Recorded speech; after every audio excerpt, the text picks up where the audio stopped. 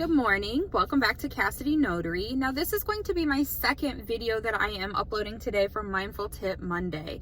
Now I wanted to upload two videos because like I said in the previous one that I am new to being a signing agent, and there are just so many tricks and tips that I have learned just in this short span of time that I really want to get out there as it's fresh on my mind, so that way I don't forget what it feels like to be a brand new signing agent.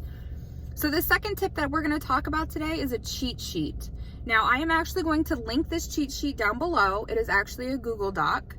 And so you'll be able to click on it. It'll take you, you can print it off, save it, whatever you need. There are so many documents that you're going to have to learn how to identify and explain when presenting them to the signers. Now like I said in one of my other videos, my very first signing is actually an application. So I'm actually not even notarizing anything. But there are documents in there that I still need to understand how to present to the signer. And so I was Googling how to present documents to signers as a signing agent. And of course, a lot of videos were popping up, but a lot of, YouTubers were wanting you to pay money to get this cheat sheet. Now, I actually got this cheat sheet from the NNA website. And all I did was copy and pasted and put it in a Word document, deleted things that were really unnecessary. So I really just tried to shorten it as much as possible. But the whole purpose of having a cheat sheet is I don't want you to feel embarrassed about taking it with you to your first handful of signings. Why? If you want to maintain being a signing agent, if you want to make sure that you're continuing to get business through signing services or direct with title companies and escrow companies, they want to make sure that you are coming with little to no errors, if possible.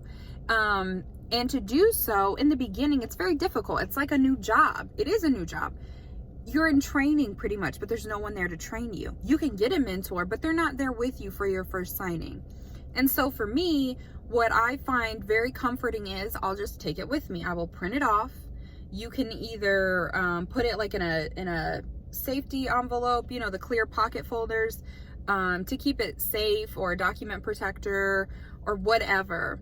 But I find it very useful to take with me because as these documents are coming out, I've already gone through the packet, so I know what I'm going to be presenting.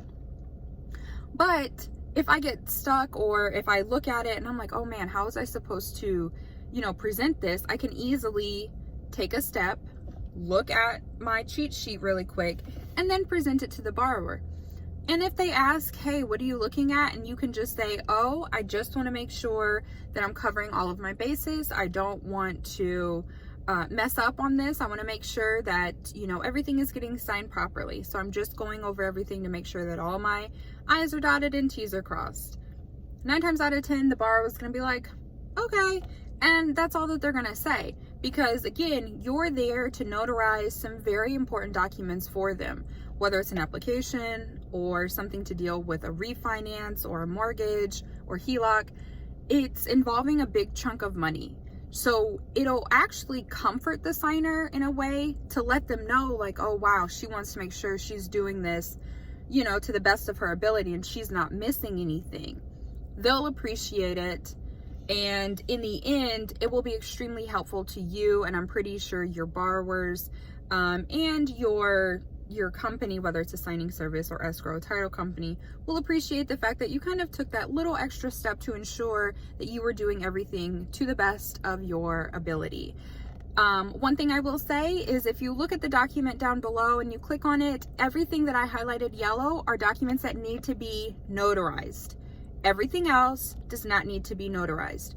So if you're able to print it out in color, that would be extremely helpful. If not, you can highlight it yourself. But I find it easy so that way you will not overlook something that needs to be notarized. So I hope that you guys have a great day. I hope that these were extremely helpful tips for you this Monday. Have a great week. Good luck with all of your future signings, and I'll see you in my next video.